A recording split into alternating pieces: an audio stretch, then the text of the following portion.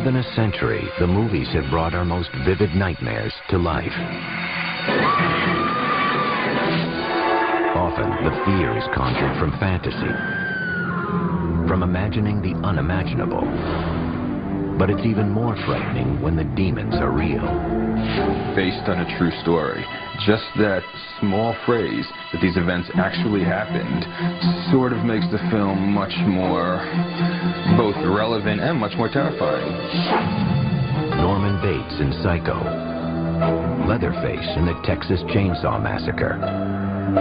Buffalo Bill in The Silence of the Lambs. Each of these characters had its origins in the same true story, the unspeakable crimes of a single man. His name was Ed Gein. The writers of fiction, who are really good at it, could take Ed Gein and you could make him almost anything you wanted to make him in the world of horror, because he had so much to work with.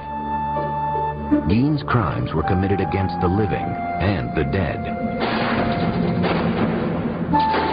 The depraved acts of a damaged mind, they flashed through the surface of a complacent age, revealing the darkness that lurked just below.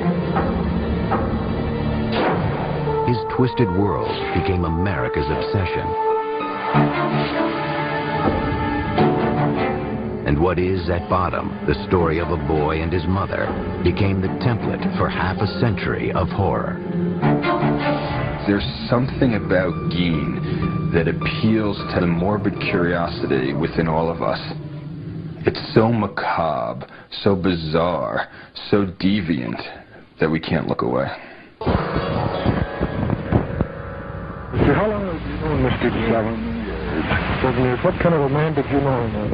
Well, the man is a nice man, just like anybody else. The only difference I'd say in the man, he seems to be a little high.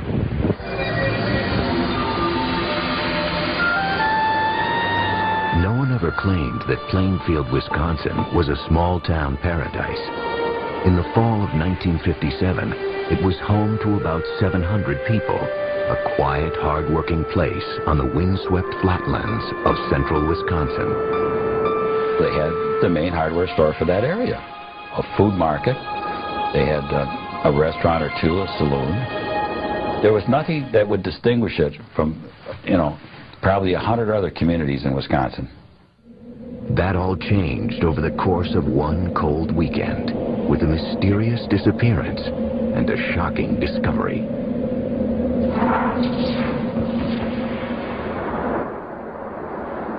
Saturday, November 16th, marked the beginning of an annual Wisconsin ritual. Deer season. In Plainfield, the men hunted not for sport, but for food. Their trophies would be killed, hung in barns, and dressed out, gutted and butchered. All the males would be out in the woods. And so the main street would be a quiet place. Particularly quiet that morning was Bernice Warden's hardware store. Though the store was supposed to be open, the 58-year-old proprietor was nowhere to be found. I lived across the street from the hardware store where Bernice Warden ran her business. I believe it was in the afternoon. People were starting to wonder why the store was locked and where was Bernice Warden. So her son came back from deer hunting himself and found that the place was a mess. There was blood all over the floor, and they started to investigate what might have possibly happened to her. Interviewed by police, Bernice Warden's son mentioned a frequent customer who'd been in just the day before to check on the price of antifreeze. Ed Gein, a 51-year-old bachelor who lived in an antifreeze. Ed Gein, a 51-year-old bachelor who lived in an isolated farmhouse outside of town. Everybody had a role to play in this town. And I think that Ed Gein was recognized probably not as the village idiot, but as a village oddball, I would say. That evening, about 2 hours after Bernice Worden was reported missing, Sheriff Art Schley headed out with another deputy to Ed Gein's farm. If you ever wanted to have a Halloween party, that would be a great place for it. It was a spooky house out in the edge of town, and it was dark, and there wasn't a sign of life there. The doors of the house were locked, so the officers decided to take a look inside the woodshed. They went in investigating with flashlights. It was pitch black because there was no electricity and no lights. And one of the lawmen felt something bump against his shoulder. He turned, shined his flashlight on it, and indeed, there was Bernice Worden, hanging from the rafters, upside down with her head off and gutted like a deer.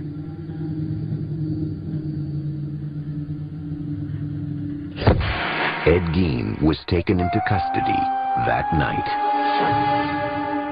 As he sat quietly in his cell at the Washara County Jail, police continued to search his woodshed, and then cautiously ventured into his home. Inside, they would discover a horrific scene. Bernice Worden's gutted carcass, it turned out, was only Ed Gein's latest grim creation.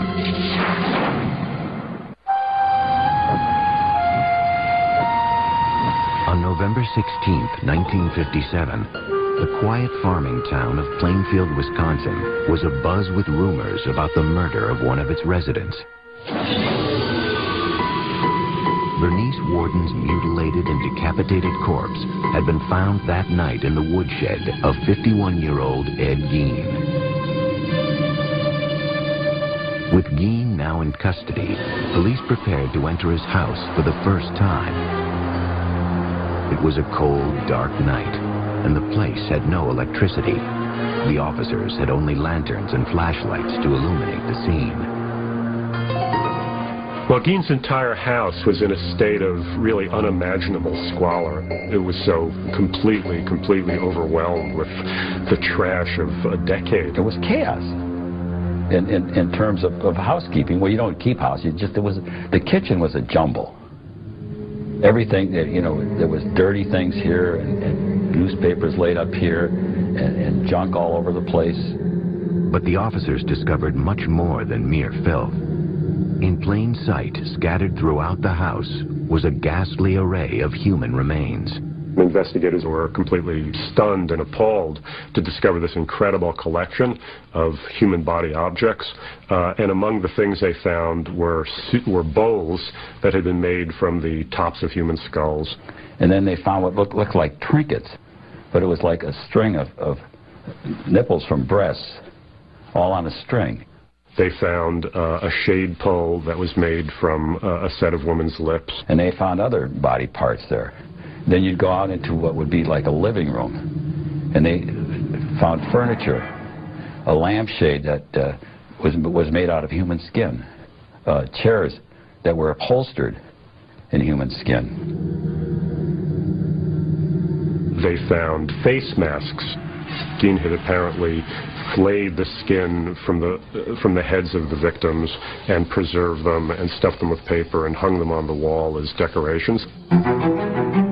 Each disturbing discovery seemed to top the previous one, until finally, one officer came upon a brown paper bag.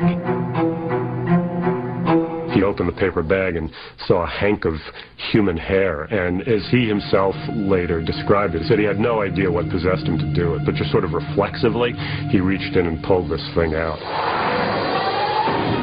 To his horror, he discovered it was a woman's face. Worse yet, it was someone the cops recognized, a local bar owner named Mary Hogan, who had gone missing 3 years before. For 30 hours, the man apparently responsible for this gruesome spectacle sat in his jail cell, refusing to speak to investigators. Finally, they confronted him with Bernice Worden's corpse. And with that, Ed Gein began to come clean. He was perfectly happy to cooperate with the police. You know, all he asked for was a slice of apple pie with some cheddar cheese on top of it. And according to the investigator, Ed ate the thing, and after that he told them anything they wanted to know. They said, well, what's all these body parts in here, Ed? You know, how many people did you kill? All the dead stuff in his house. They just assumed that it was like murder victims.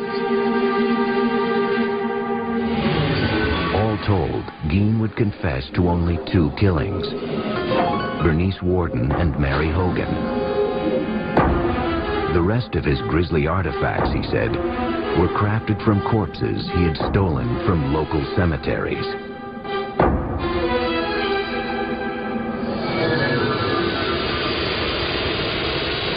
Plainfield woke up that Sunday morning to find out what had been living in their community for all these years, and that was Ed Gein.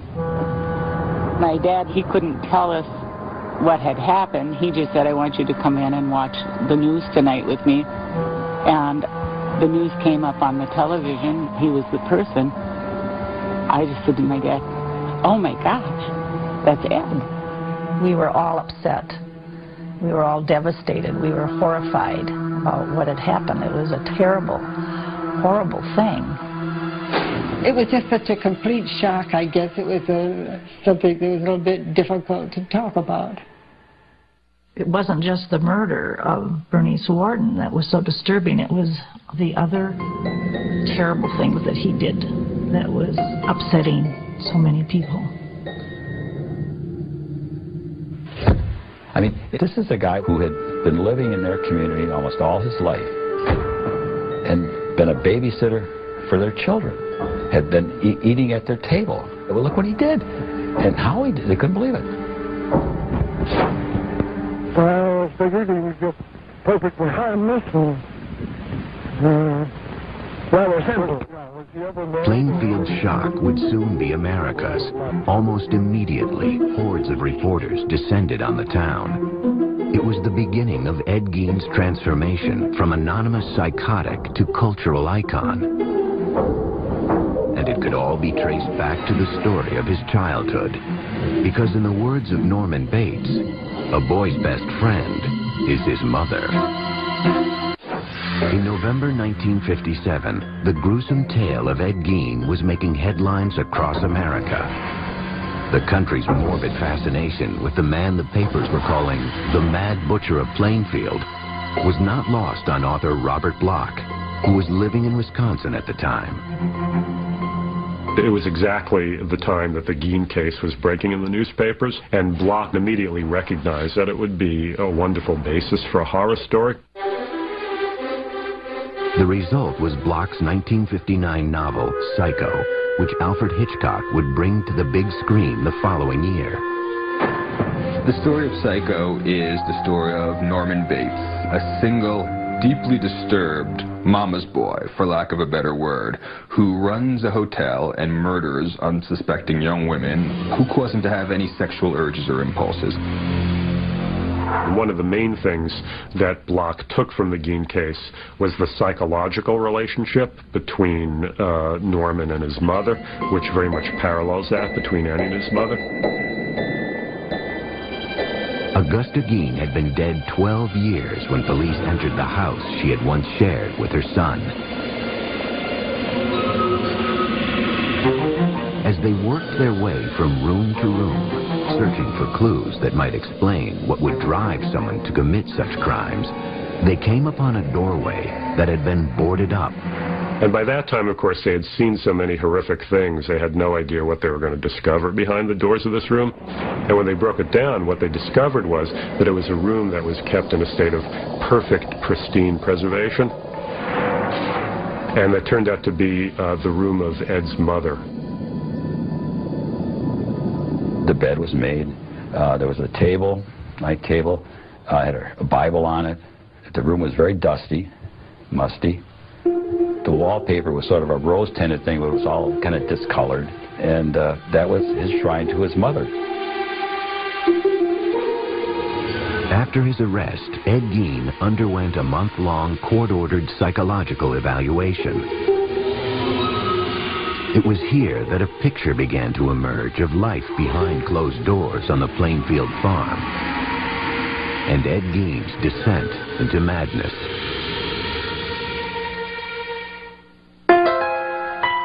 Born in 1906 in La Crosse, Wisconsin, Edward Theodore Gein was the son of an alcoholic grocery store owner and a strong-willed, God-fearing housewife. When he was 8, his mother Augusta insisted that the family leave their La Crosse home. One reason, apparently, she insisted that the family move from La Crosse was because, in her mind, you know, it was like Sodom and Gomorrah. With the proceeds from the sale of their grocery store, the Gein family settled on to a 200-acre farm in Plainfield. Isolated, the family dynamic grew stranger and stranger.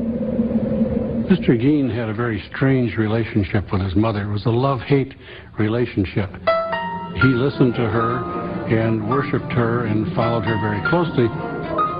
She was a religiously devout, if not fanatical woman. Very, very domineering, very, very strong-willed. I mean, she completely dominated her husband as well, Henry.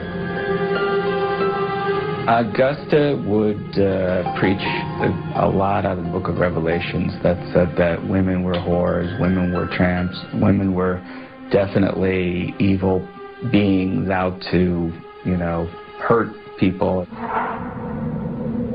The Gein household really became a sort of breeding ground for psychopathology.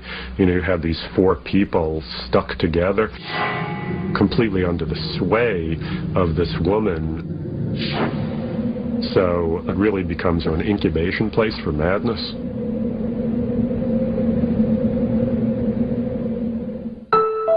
Gein attended school until the age of 14. An unremarkable student, his IQ would later be tested as average. And when he finished school at approximately 7th grade, he just went home then and worked on the farm there. So he did not have contact with the outside world, shall we say, to any extent. In 1940, when Ed was 34, his father died of a heart attack.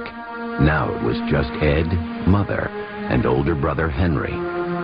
I think Henry was probably a genteel man who worked hard on the farm and tried to please his mother as well. But he wasn't Ed. He had his own ideas of how his life should be led. In May 1944, Henry and Ed found themselves battling a brush fire on their property. According to Ed, the fire got out of control and he lost sight of his brother. He went for the police, and though he told them he didn't know where Henry was, he was able to lead them straight to his brother's dead body.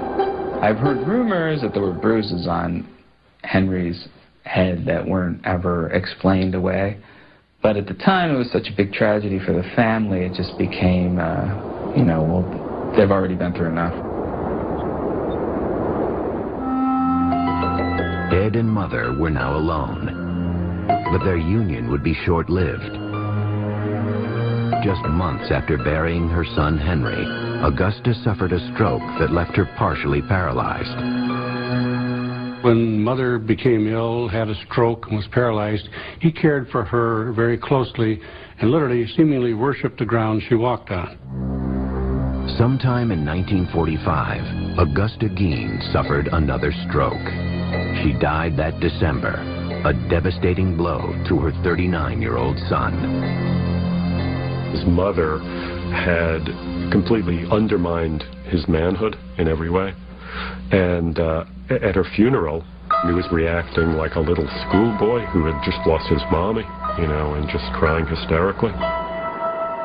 Everything that he knew in the world seemingly was gone. That was his one link with sanity that was remaining at that point. Until 1945, Ed Gein's world had been entirely defined by his deeply religious and domineering mother. His world had been entirely defined by his deeply religious and domineering mother. Her death that December left him for the first time on his own. Living alone in an isolated farmhouse outside Plainfield, Wisconsin, the 39-year-old earned money by helping the townspeople with odd jobs or working on threshing crews. From the time I was pretty small, Eddie Gein was always just, you know, part of the crew. From where our farm was, he was about 2.5 miles away is all. And we'd get in the car and go over and see Eddie. We'd pull into his yard, and I can still remember doing that. And Eddie would always come out and talk to us in the yard. So we never was in his house or anything like that. He was not the, you know, the village idiot. That's for sure. The housewives in town, they would trust him. You know, can you fix this? I got a door that squeaks at, or, you know, can you fix the hinge on my door? Sure, I come over. He was a hard worker. When you paid him $1, you had $1.50 worth of work out of him. I mean, he didn't slack off. He wouldn't screw anything up. I think that everybody treated him, even though he was maybe a little, what you'd think, a little different, but Eddie was Eddie. Oftentimes, when the threshing crews broke for lunch, the women would provide them with meals. When you listen now, the women that would talk about it, they felt kind of funny when Ed would look at them. He would give off kind of a funny, it made him uncomfortable the way he would stare at them. Something about his eyes that bothered me. I didn't feel like he was a person I would trust. Strange. Gein had a reputation around town as odd, yet harmless. Behind closed doors, however, he struggled to cope with life after Mother. Psychiatrists who interviewed Gein concluded that during the years after his mother's death, his psychological problems crossed the line into psychosis. Mr. Gein's mother's death affected him tremendously. He had no other person to communicate with or talk with. And consequently, he just turned to his inner fantasies, his other interests, and found that without Mother, he didn't know what he was going to be doing. He would come home to this empty, decaying farmhouse. Again, it was without electricity. That was without indoor plumbing. He was completely isolated. Gein's mother had left him terrified of human contact, of women in particular. His loneliness, however, drove him to seek his own perverse sort of companionship. At some point, Gein said, he began to make nighttime raids on local cemeteries. Ed was a reader of the obituaries. He was fascinated by who had just passed away. Ed would find out when the service was going to be, where the burial was going to be, and as quickly as he could get there in the dark of night, he would go and open that grave and get that body. Mr. Gein substituted seemingly dead bodies for the activities that he had with his live mother before. If Mother was gone, he needed someone who literally could take her place. Gein took these desires to ghoulish extremes. Though it remains a mystery if he ever engaged in either sex with the corpses or cannibalism, some of the discoveries police would later make defied comprehension. There was what the police called a mammary vest, the upper torso of a woman that Gein had taken from the body and preserved and attached straps to. And then there were leggings that had been made from the skin of a woman's legs. And at times, it was reported that he would sometimes walk around with this mammary vest that he had managed to make from female anatomy, and he would attach it to his body. And apparently also sometimes take one of the female genitals that he had removed from a corpse and stick those on himself as well, and pretend to be a woman. Eventually, however, violating the dead was not enough to satisfy Gein's morbid urges. It was around this time that he began patronizing Hogan's Tavern, a local watering hole owned by the bawdy, tough-talking Mary Hogan. That was one bar that hunters would, you know, after you hunt long all day, you generally stop and have a soda pop. And I recall she was very huge and very jovial and joked a lot. her nickname was Bloody Mary. Mary Hogan was indeed a dirty talker. She spoke in profanity like a truck driver or a sailor or whatnot. I think when Ed Gein saw Mary Hogan, he saw some kind of grotesque, dark mirror image of his mother. On the afternoon of December 8th, 1954, a local farmer stopped into Hogan's Tavern to pick up some ice cream for his daughter. He goes into the bar, and he knew immediately that something was wrong. There was blood all over the floor, and there was money on the floor, and he just turned around and beat it out of there. Mary Hogan was nowhere to be found. When Mary Hogan turned up missing, there was talk about, they said they felt she'd been murdered, and she just was missing, and they just could not find her to go to heck for it. Police explored what few leads they had. Ed Gein was never questioned. No one considered him a suspect. It was too far-fetched to imagine that the quiet, hard-working bachelor could possibly be a killer. I can still remember, somebody said, well, I wonder where Mary Hogan is. Well, he said, she's over by my place. He said, I got her over there. And everybody said, oh, yeah, Eddie, you got her. Yeah, we know Eddie, yeah. As the leads petered out, it started to look like Mary Hogan's disappearance would remain unsolved. 16th, 1957, when police found her face in a paper bag in Ed Gein's kitchen. Maybe he felt he wanted to incorporate her into his home, and this was his way of bringing home a bride. But he brought her home as a corpse. As 1957 drew to a close, the people of Plainfield, Wisconsin were still reeling from the nightmare visited on their town. Ed Gein had been charged with the murder of hardware store owner Bernice Warden.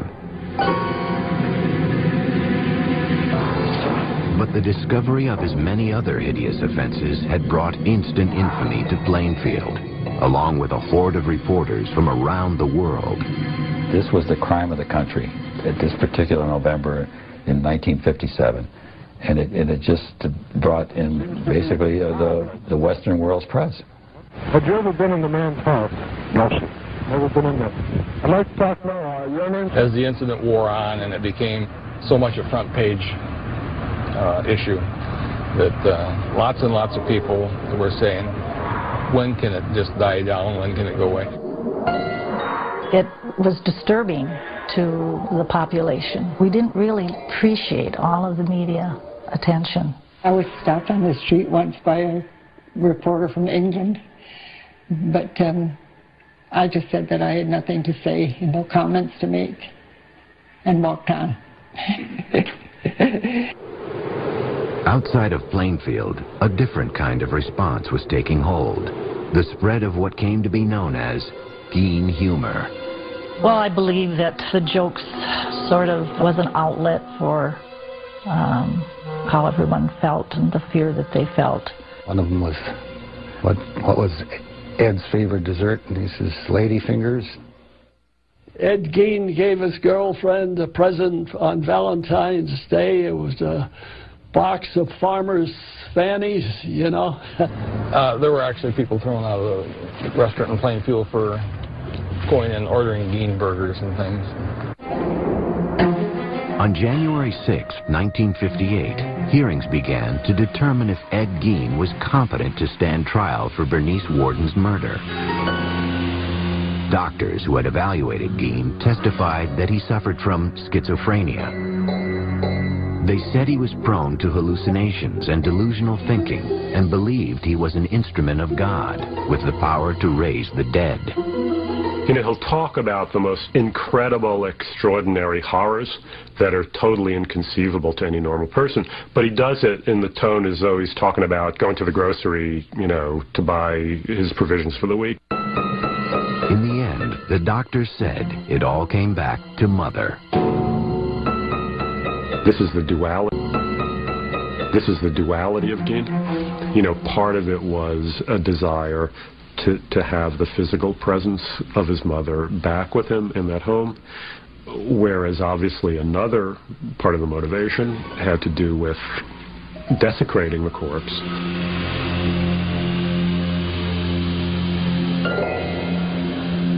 Reporter Dick Leonard remembers sitting next to Gein as the sanity hearing drew to a close.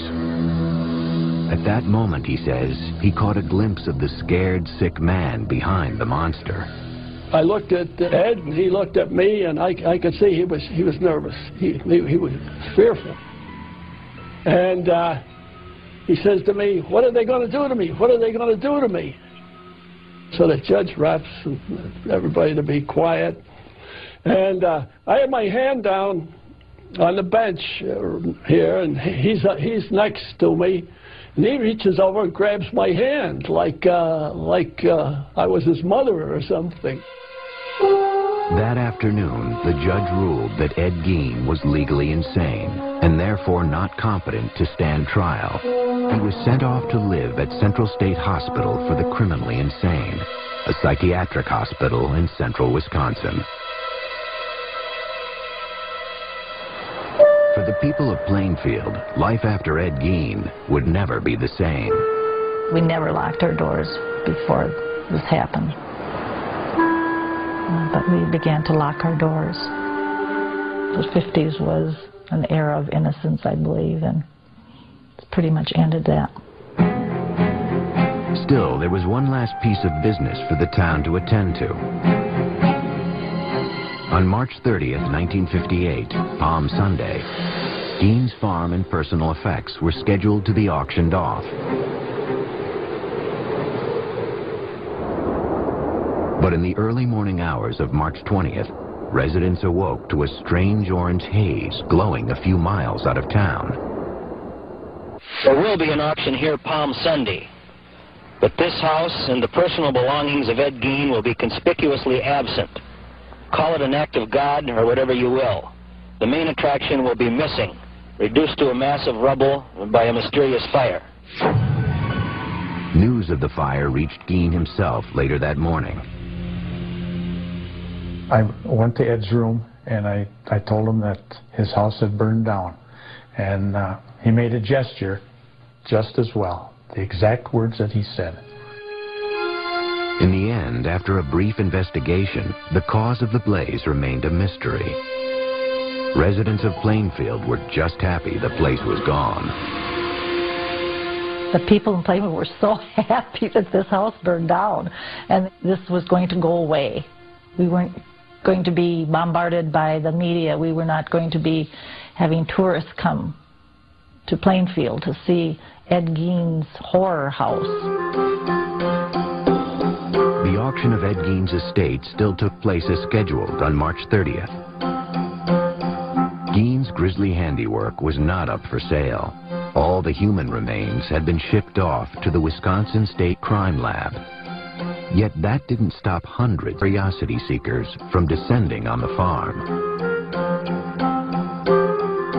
One of the things sold at the auction was Ed Gein's car, which a very enterprising carny type immediately purchased and started to take on tour. Ed Gein's car used to show up at county fairs, like an exhibit, you know, like the two-headed cow, or, you know, the bearded person, so that that would be an exhibit that you could put a tent around it and charge admission. At Central State Hospital, staffers soon came to view Ed Gein as something of a model patient. Ed was a quiet individual. He'd go and sit in the corner in the day room, and we had some nice lounge chairs out there, and he'd read the paper there. He wouldn't converse too much with other patients.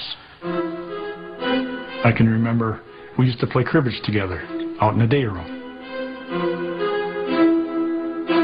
There were, however, times when Gein behaved oddly.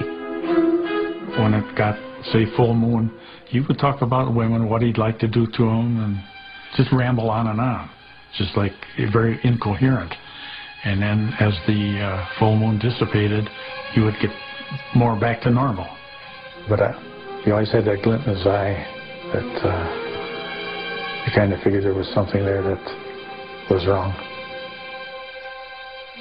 In 1968, Gein's doctors wrote a letter to the court stating that Gein was now competent to stand trial for the murder of Bernice Worden. When he walked into the courtroom, there was dead silence. It was just, I mean, you could hear a pin drop. And then he walked in and he stopped a little bit and he bowed his head to the audience.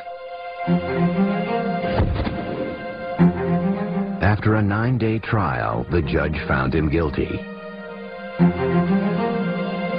The 62-year-old was sent back to Central State to live out the rest of his days. In time, Ed Gein's macabre fame would fade, yet his twisted saga would never lose its capacity to shock or its power to provoke our deepest fears.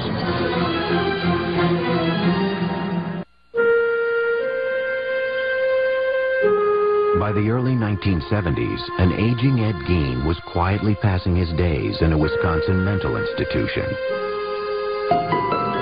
He'd go to his room a lot and lay on the bed and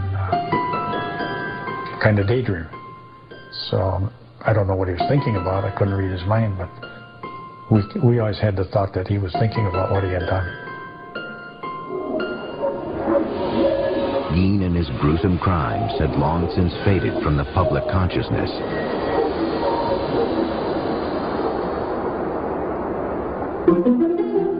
Yet the story of the so-called Mad Butcher of Plainfield had firmly taken root in the darkest reaches of the American psyche. It was a time where he became almost unlifelike, almost like he was a creature of fiction, I think. Some type of a demigod, almost.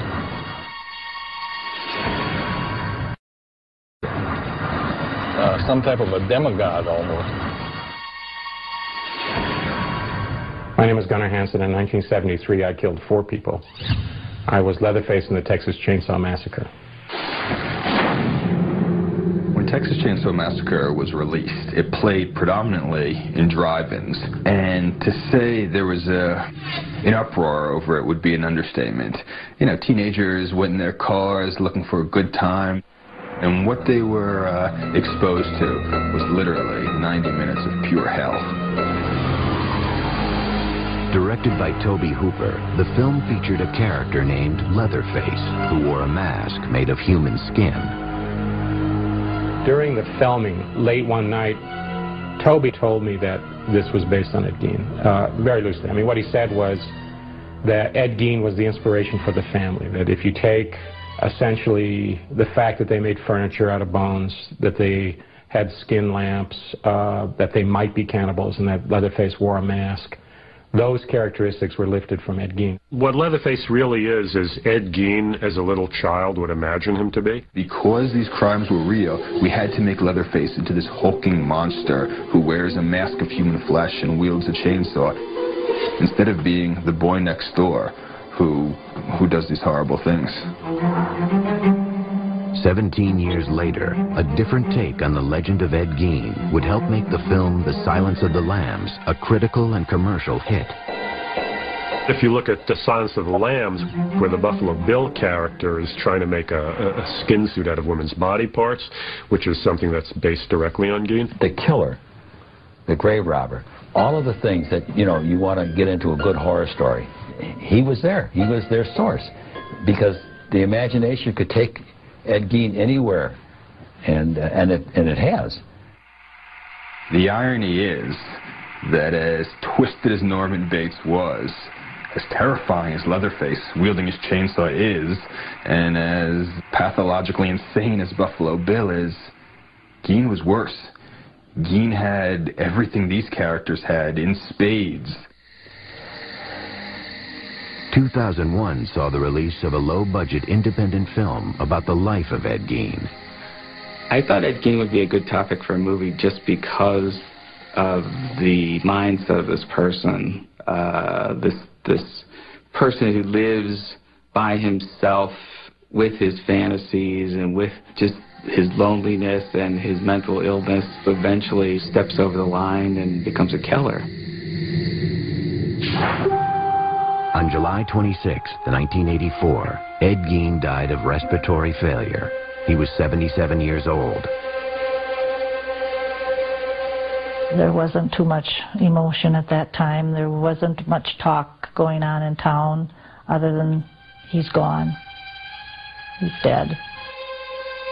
Ed Gein ended up being buried in the most appropriate place for him, right next to his mother in the Plainfield Cemetery.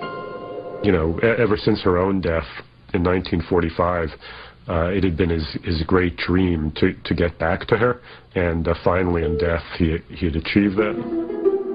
Sometime after his death, Ed Gein's tombstone was stolen from the ground. It was eventually recovered and is currently being kept in storage at the Waushara County Sheriff's Department. To this day, however, groundskeepers at Plainfield Cemetery still find flowers and letters that have been left at his grave. There's no way in the world that anyone could ever decipher completely or even intelligently what Ed was thinking or doing. It's not the nature of man to do the things that he did. It's an aberration. The fact that Ed Gein was a sick man mentally, I don't think that mattered to any of us. He did some horrible things no matter what his condition was, and so we had no sympathy for the man. Mr. Gein was an example of a monster that was in hiding. He was not known to his neighbors. He presented a facade of normality to them, and that's why he literally could have the mask of sanity over the whole situation until he was discovered. Obviously, we can never really know. To ask what made Ed Gein is ultimately as unknowable as to ask what made Mozart Mozart. You just don't know. On the next Cold Case Files, they knew it was no accident. I've been to a lot of hunting accidents, none of which look like this. They finally had their man. This is it. This is where Jimmy's going to confess to me. Then it all went wrong. On Cold Case Files, next, only on A&E.